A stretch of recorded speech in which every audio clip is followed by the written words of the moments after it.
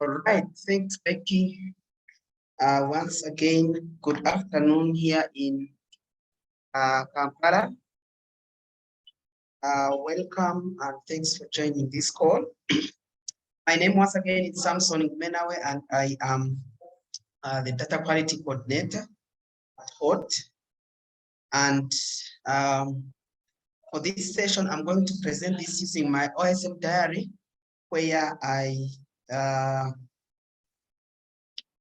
have published the top 10 data quality aspects that we have selected and which we are going to be prioritizing at HOT. So this is going to be going to go through this because it's quite accessible, it's openly available. So if you want to go through it as well, you can find it on OpenStreetMap, and I've shared this link.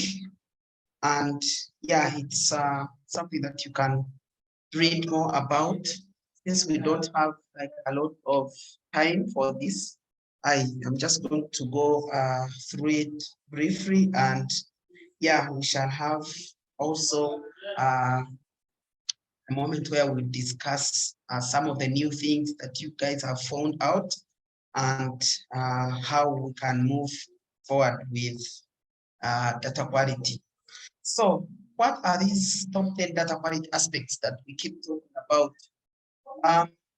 As you are aware, there are very many data quality aspects and issues that we encounter as we contribute to OpenStreetMap, and also those that use OpenStreetMap data, they also encounter some of these data quality aspects.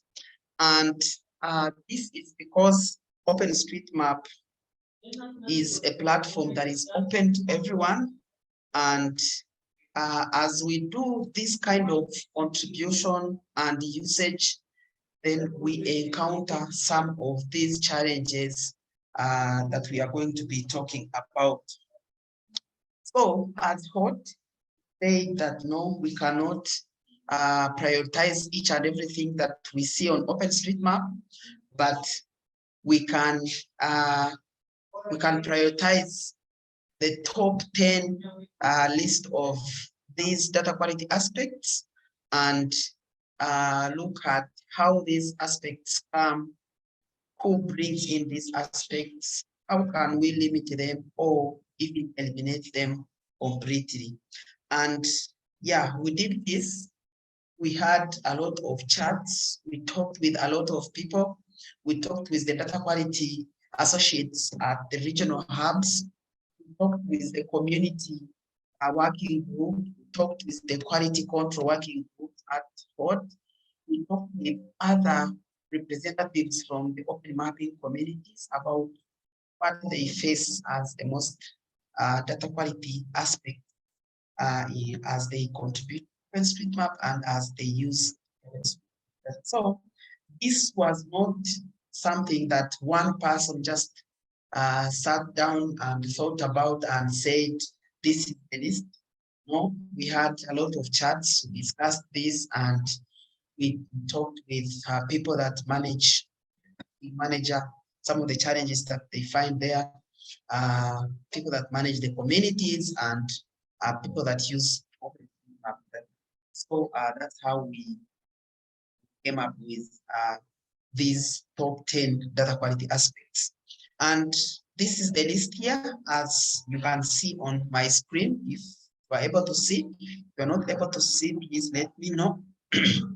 And sorry, these aspects, we categorized them into 3 main categories, and those categories are one, which is positional accuracy. Then we have completeness of OpenStreetMap data, and then we have semantic quality aspect. And the positional accuracy, these are some of these aspects that somehow affect the position of OpenStreetMap features. And then the completeness, this is how data is completely mapped on OpenStreetMap in terms of coverage. If we say this is a city, or this is a municipality, or this is a country, and we are talking about health facilities, all health facilities completely mapped within that specific area of interest?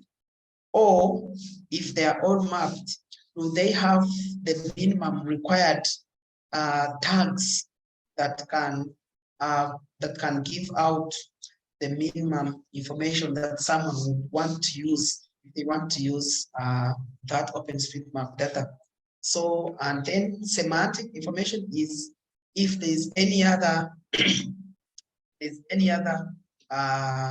quality aspect not directly affecting the position and also the tags. So our top list has spatial offsets, like you can see them. So I'm just going to go straight now to here and talk about spatial offsets. So what is an offset?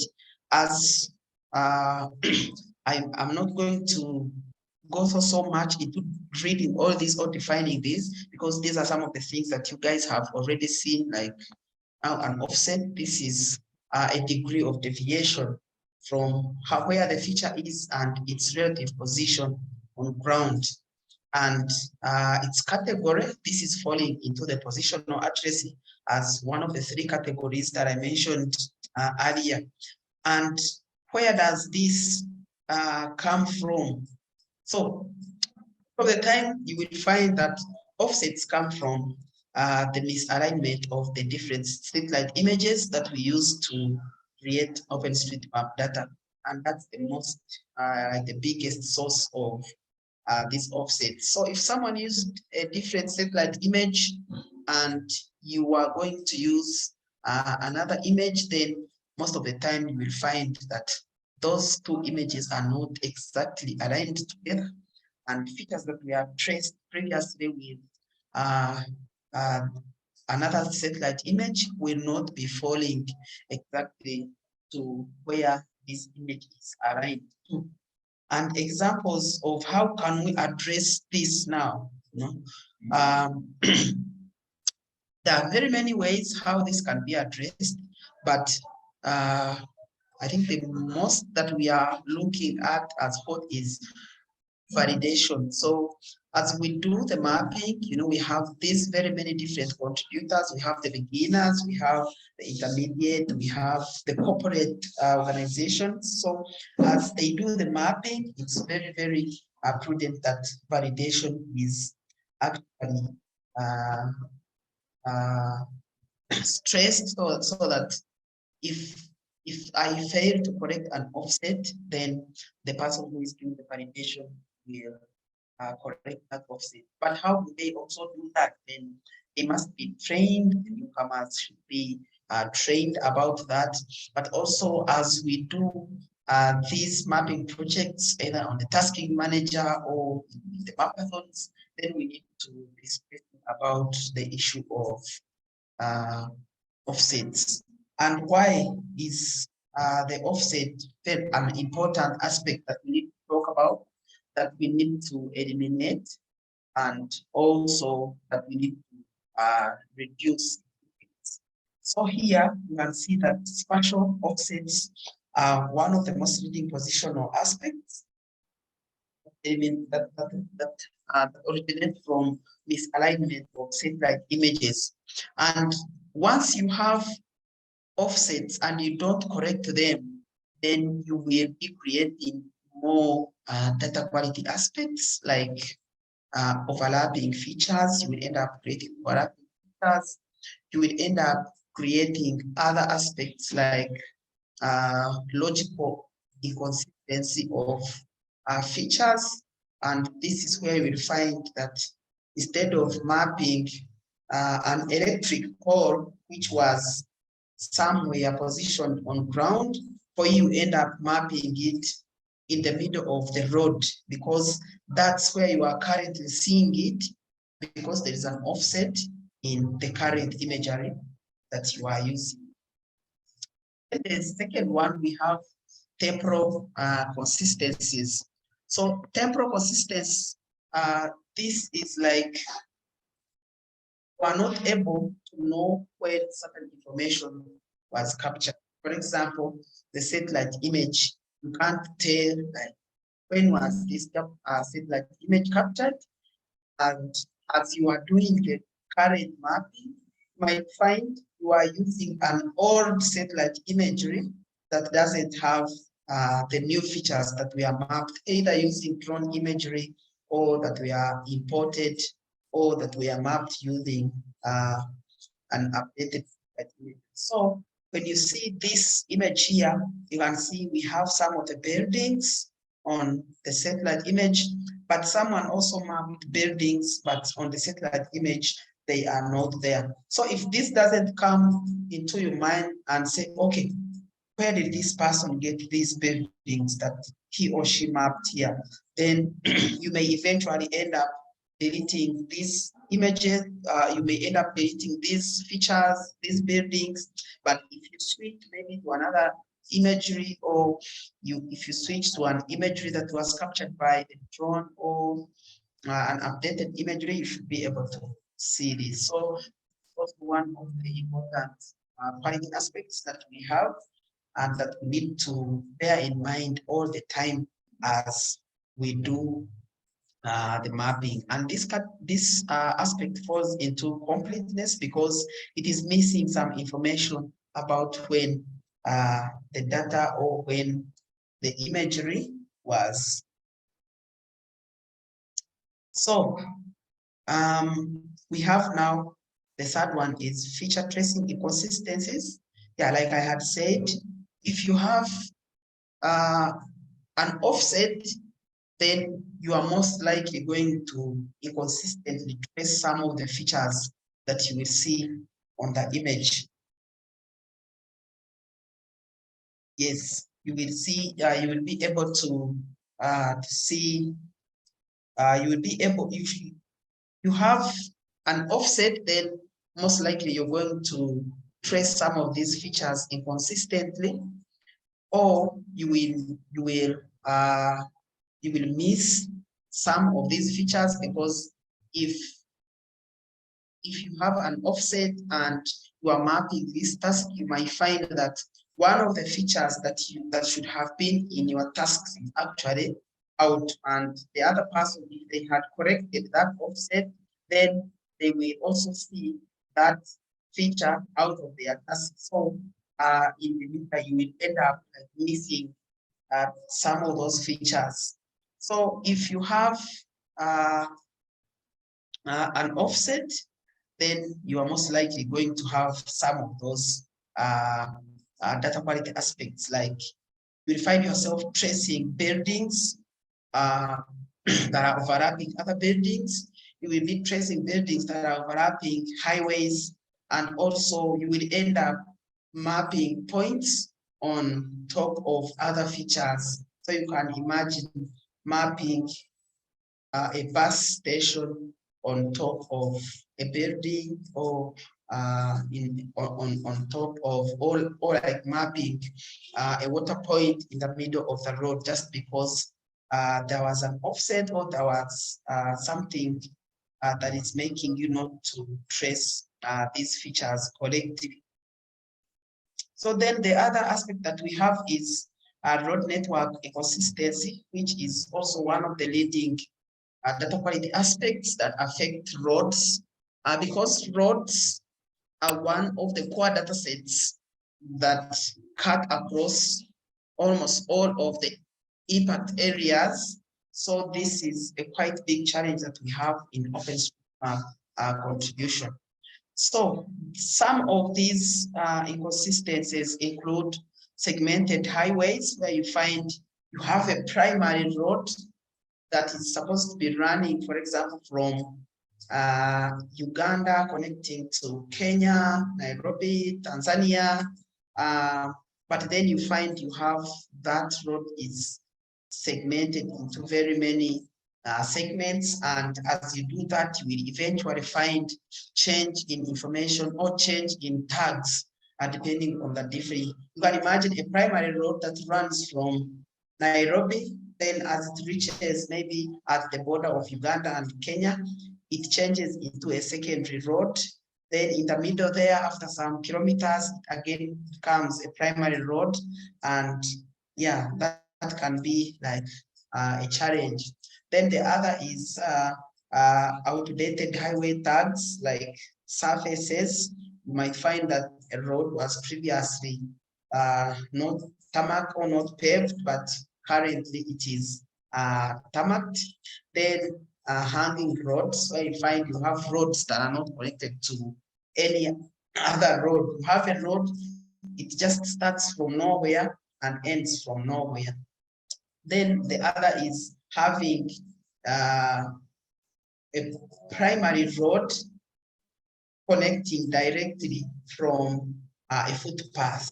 So we do not expect to see like a primary road connecting or starting from a footpath, but we expect to see like a primary road. Then after the primary road, you see a secondary road, and then eventually it connects to a tertiary road, and the hierarchy continues like that. So most of these inconsistencies in road network come from road mapping projects by beginners who have limited skills on what must be done for you to be able to contribute to quality data, like must snap roads, already existing roads, you must know how to tag these roads, you know. So this is where some of these things come from, but also this comes from the different tasking skills that we have. The tasking manager gives us the different tasks that we need to map. So if I read like the instructions, if the instructions are saying you need to map only buildings, then for me, I start mapping roads. So that means I will trace a road up to the end of my task, thinking that my neighbor is going to continue from there. But eventually, because the instructions say do not map roads, that means my neighbor is not going to map roads if they have read the instructions. So for them, they will not mind about mapping these roads, and eventually we shall have incomplete, or like we shall have hanging roads that are not connected anyway, because you map them within your task, the task manager, and the neighbor didn't take them on. Then we have completeness of health facilities.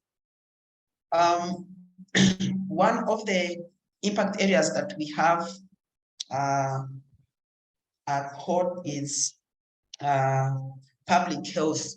So we are doing a lot of effort to make sure that we serve some or almost of these impact areas, like the public health, and now health facilities fall under this impact area. But we have a quality aspect of incomplete facilities, and this is where you find you can't see very many health facility access points on the map. Most of them, you will see them maybe in the urban areas or in the upcoming urban areas, but in the rural areas, you will not see these health facilities, not because they are not there, but because maybe we have not mapped them on the map. And the reason why we have this is because I have not seen like many projects that are focusing on mapping health facilities, and because we've not seen this, that's most of the time we think that in rural areas we need to map buildings and roads, yet it is quite important to have also these health facilities mapped in both rural areas and urban areas. Then also, these health facilities are incomplete in terms of the attribute information, where you find that you're missing very important information on a host facility. Yes, you will go on the map, you see that there is a hospital, but then you can't tell, or you will see that there is maybe a clinic, but you can't tell whether this clinic is open 24 hours or whether it offers antenatal services, or whether there is a phone number that you can call in case of an emergency or something like that.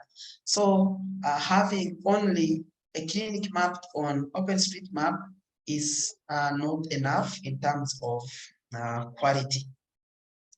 Then that applies to also the other public service access facilities, and the same information that we find that they are missing, but also these facilities like sub-county headquarters, legal courts, the prisons, and all those things are actually missing on the map. And these are some of the things that we need to focus and have them mapped. Then the other data quality aspect that we have is administrative boundaries. And this is where you find you have inconsistencies in the topology of these boundaries. Yeah, I understand that it's a bit challenging mapping boundaries on OpenStreetMap.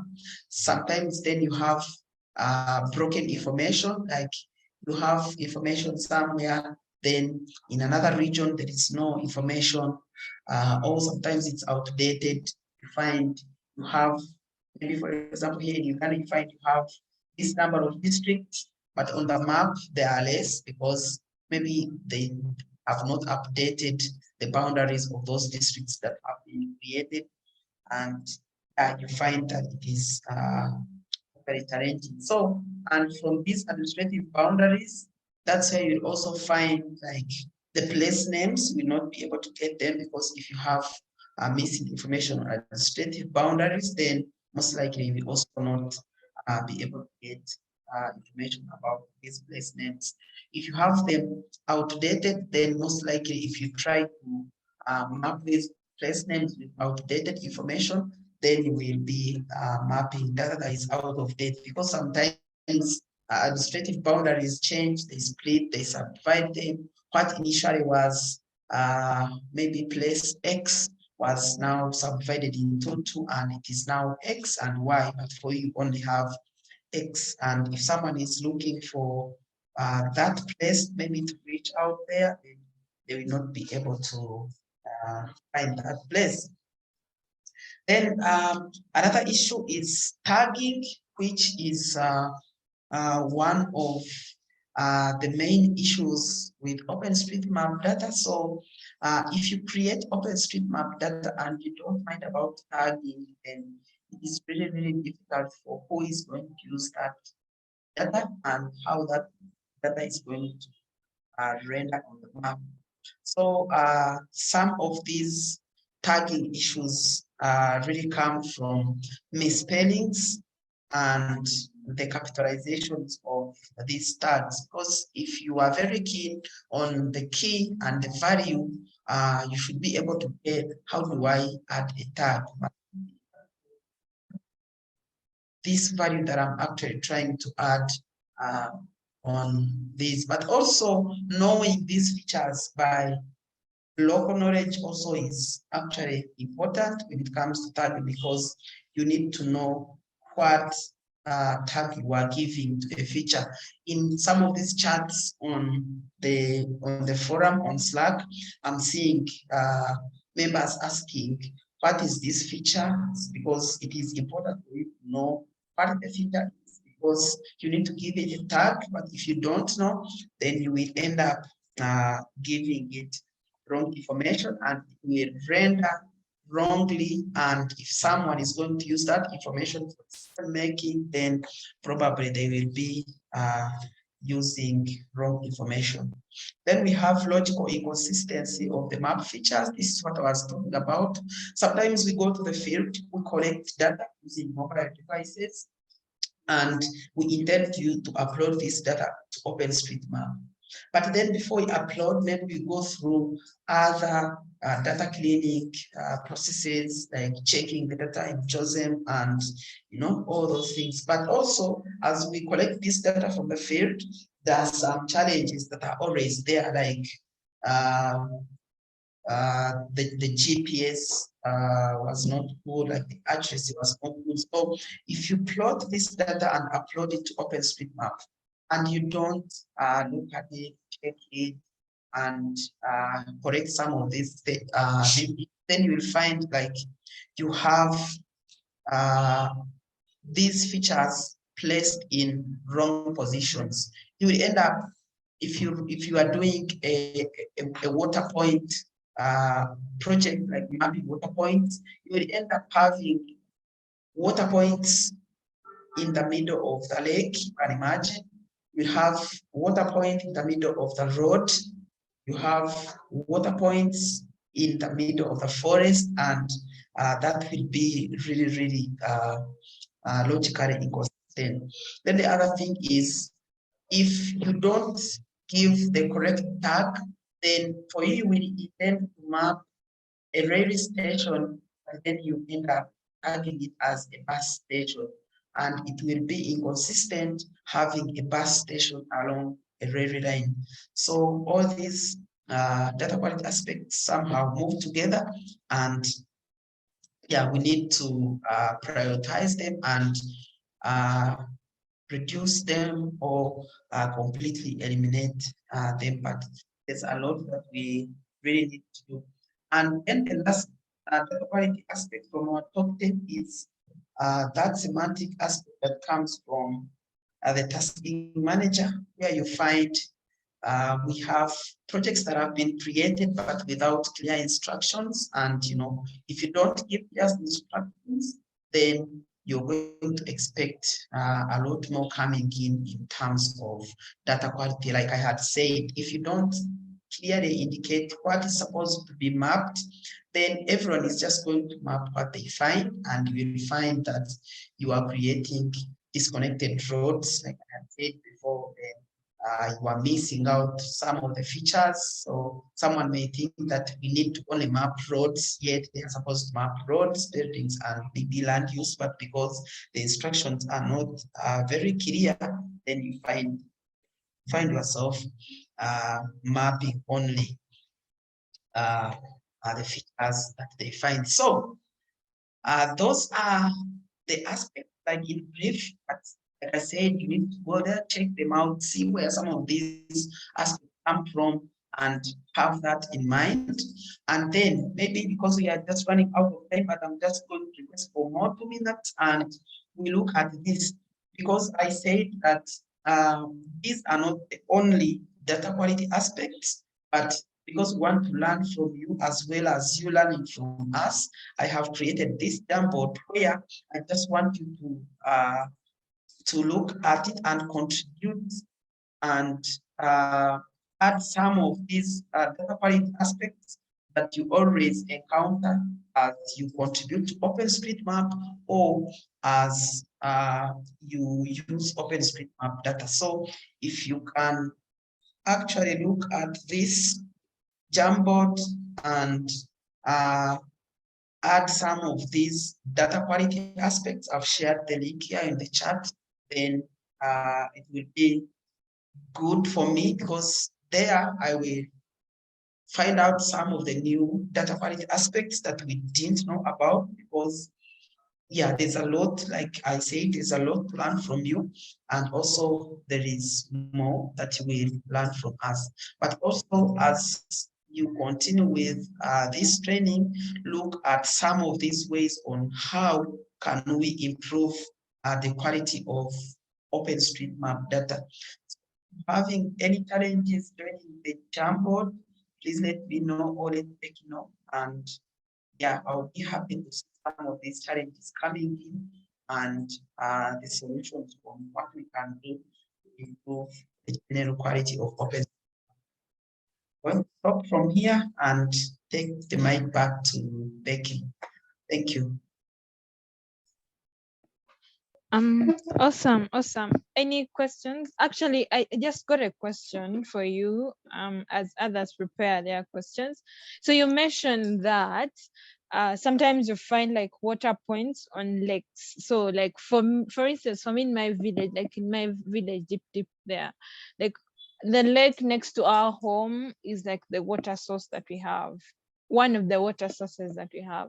So in that context, how would someone map that? Would okay, if you had to send field mappers, would you allow them to map it as a water source, or you leave that to be mapped maybe as a natural equals lake or river or whatever it is? Yeah, I think what I meant here was imagine finding a water tap, like a point tagged as a water tap, but deep inside, like in the middle of the lake. If it is maybe along the boundaries of the lake, that's understandable that the water source can be like on the lake, but not in the middle of the lake, because we don't expect anyone to move or to just sail on the lake and find a water tap there and they start, fetching water. But if it's along the boundaries of the lake, then that's understandable, and that one can happen.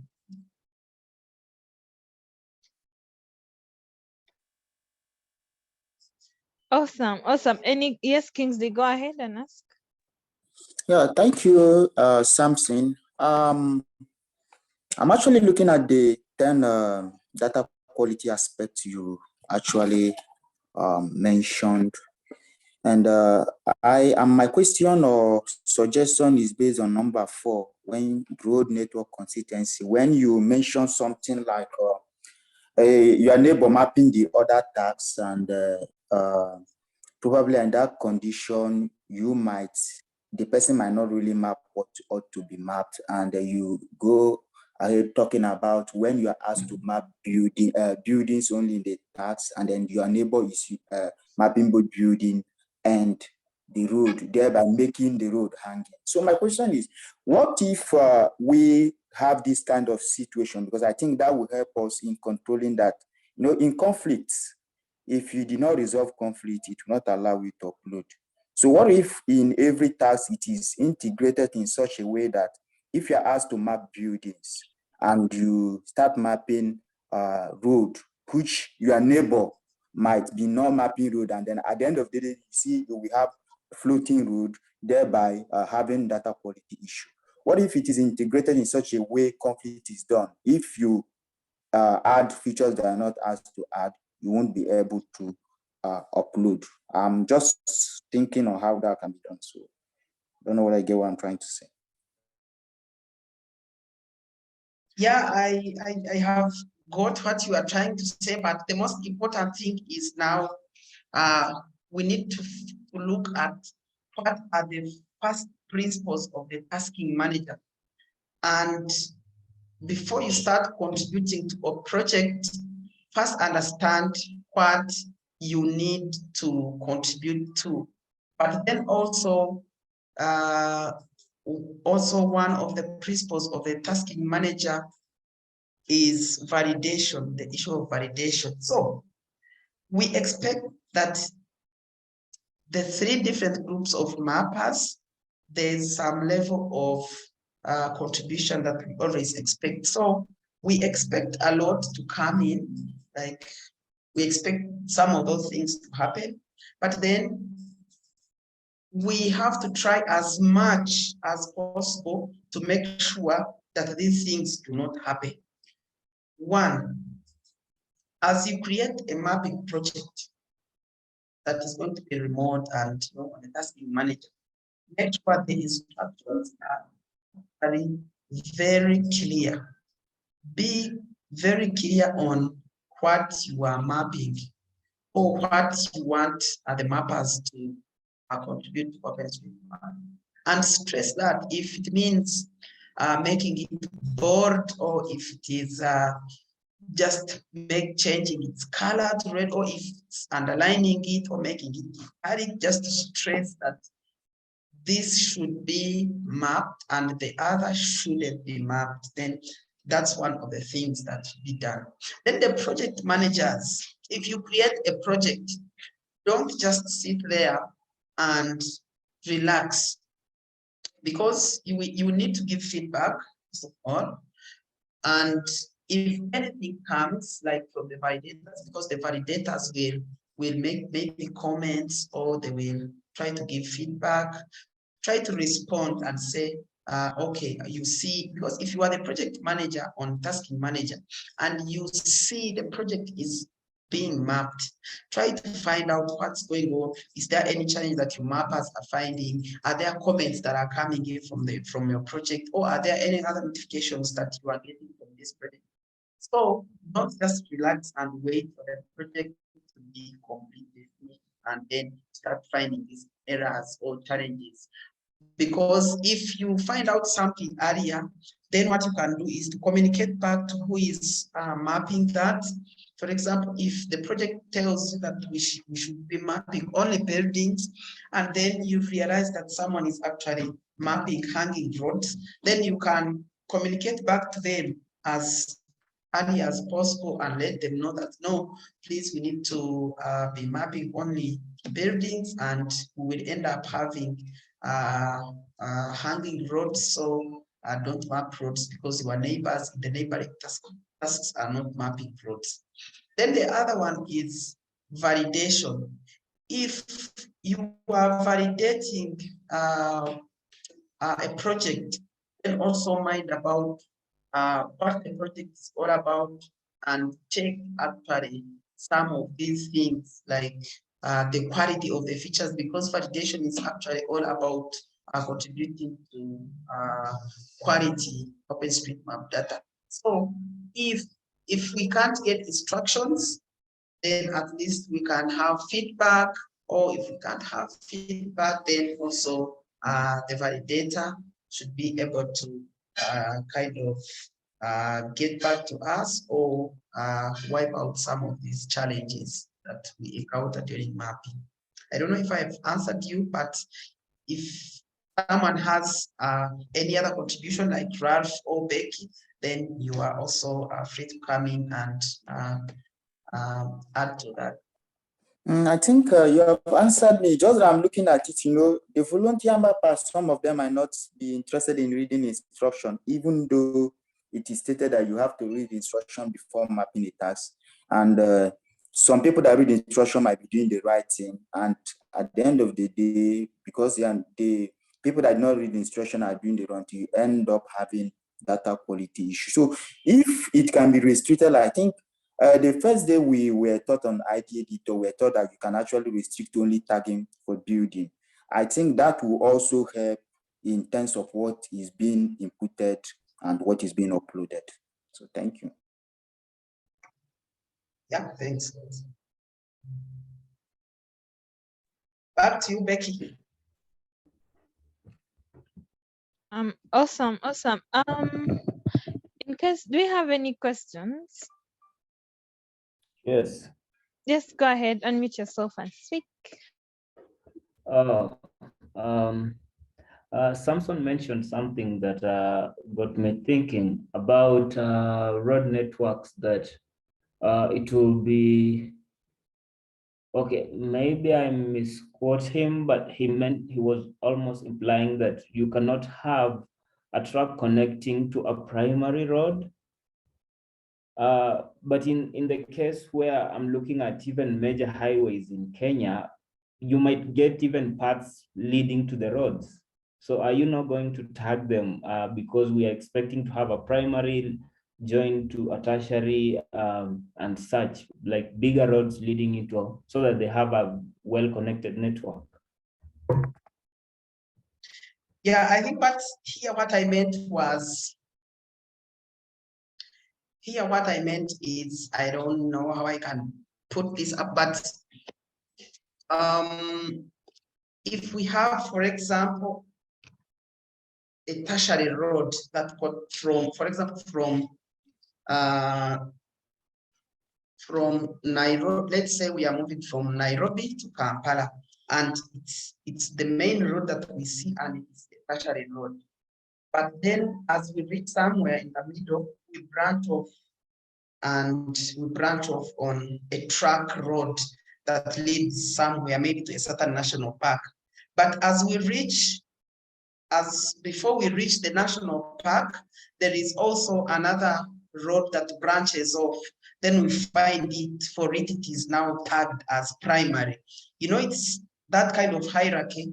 We find we come on the main road, which was tertiary, then we branched off on a track road. But in the middle there, we found now a primary road that is not leading, that is not connecting from that is just starting from nowhere, like a primary road just connecting on a track road, but we expect to see this way around, like a primary, then as you branch off, maybe you join a tertiary, as you branch off the tertiary, as you go like deeper, then we expect to see roads, like highways, changing to that kind of hierarchy, but not the other opposite. You come from the tertiary, you come from the primary, then you branch off to a secondary. Then as you are on the footpath, then again you join a primary road. It is that looks like it is. So that's what I meant. I did mean that you can't have a footpath join to a primary road, but you also need to see how is it joining it. Is it joining it directly from the main, like it is just a footpath connecting somewhere, or you have moved from the primary to the secondary to the tertiary, but then as you are on the tertiary road, in the middle somewhere there, you again find maybe a few kilometers of another primary road, then it also eventually changes into a track, so that is what I meant. I didn't mean that it cannot join, but you need to know like the hierarchy of how they're doing it. Cool, thank you. Shaban is asking, is it called a road hierarchy?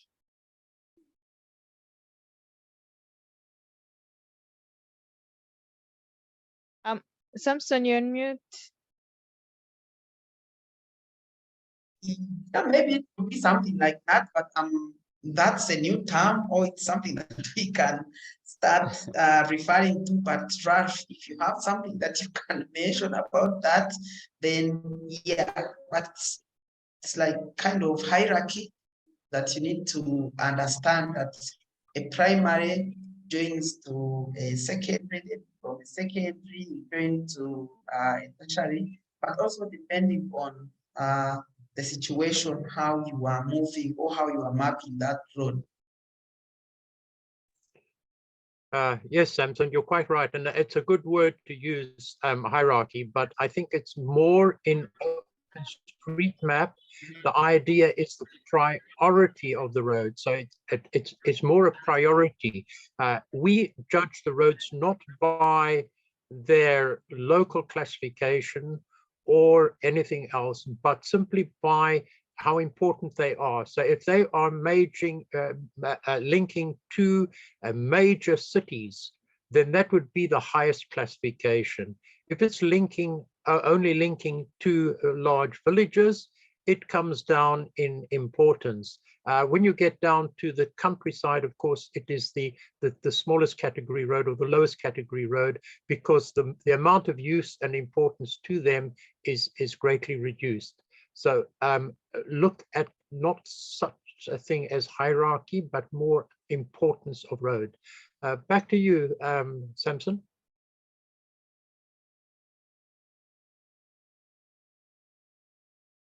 Yeah, thanks, Becky. And yeah, someone is also asking that what do you think, or how do you advise us we should do in scenarios where you find such kind of tagging? Yeah, yeah, you can correct that. Just need to change the tag to what is the right tag according to that hierarchy.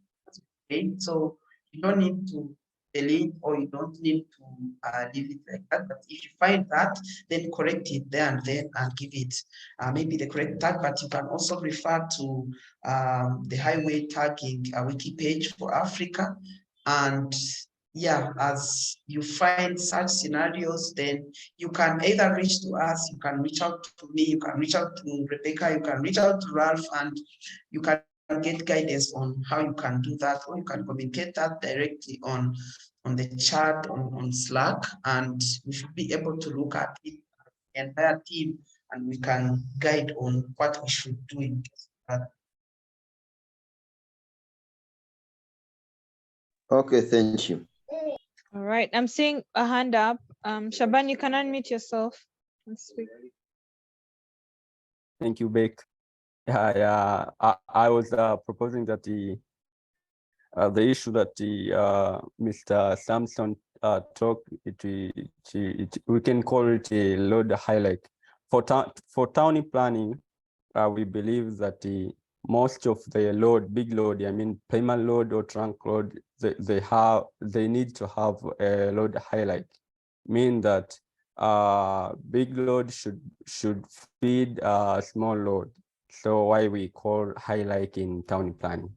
But also I have a question. I posted it before that let's say that we have this scenario. We have someone using the different devices in data correction. Maybe there is someone who going to the field and correct field data by using high accuracy device like RTK or any other.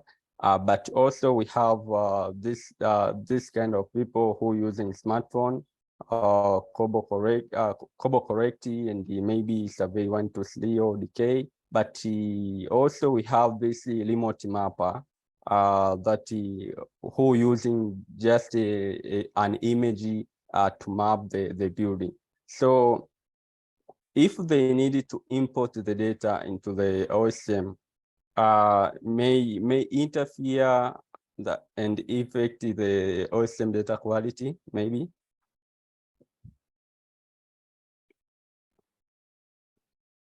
Yeah, I think that is that's also one of the aspects but we are not focusing on that as of now. The differences in the devices that we use to collect data. As for now, we don't have a standard device or the standard guidelines on which devices we should use to collect OpenMap data. But what we guide about is data cleaning. Before we export or before we import this data to OpenStreetMap, you need to look at the data as before you actually import it. So if you have used these two different devices, then don't mix the data together. That's one. So if you have a team that is using an RTK, then you look at that data alone separately. And if you have another team that is using the mobile devices like Kobo and others, then you also look at that data separately, but make sure you have a data cleaning workflow. And before you import that that data to OpenStreetMap, make sure you have checked for some of these inconsistencies, like having these points in the middle of the road, having these points in swamps, where you don't expect. And imagine if you are collecting data about financial services like banks and ATMs, imagine having a bank or an ATM in the middle of the swamp or the middle of maybe the lake or something like that. So that at the moment, there are no specific devices that we use because everyone uses their own devices. But before this data is uploaded to OpenStreetMap, make sure that it is being checked and cleaned to rule out some of those issues that you might find coming up and affecting the quality of that data. And if the devices are different, handle the data differently. Don't just mix it up because you will be affecting the different accuracies that is coming from those different devices. Awesome. Okay, Maybe thank you. another thing I wanted to add, something that I realized, especially with the mobile data collection tools like the former maps.me, organic maps, OSM, and they all have an OSM base map. So once you want, that means there is no way you are going to like maybe map are like a hospital in the middle of a wetland, or maybe like a tap in the middle of the lake. So the GPX is standard, everything should be standard. And then when you want like to update your work, you have to enter in your OSM details. So OSM and those mobile data collection tools are kind of linked. So the issues of any data collection issues, especially for those mobile data, are usually very limited. Yeah. There's one more question that Ralph already answered, which is awesome. I think we are up. Samson is in our channel. Please feel free to ask, continue this conversation there. And yeah, and then the Jamboard is open. Keep putting in your inputs. Samson will have a look at it, probably give us feedback, or just let us keep adding information there. Yeah. Thank you so much, Samson. And thank you everyone for the questions. Thank you, Ralph, for answering the questions in the chat and on board here. And yeah, awesome. Thank you. Have a great day. This session is going to, yeah, it's going to be, it's recorded, yes, and it's going to be processed. Once it's processed, I will let you guys know in case you want to rewatch it to be available. Thank you. Have a nice day. Bye. Oh, bye bye. Bye.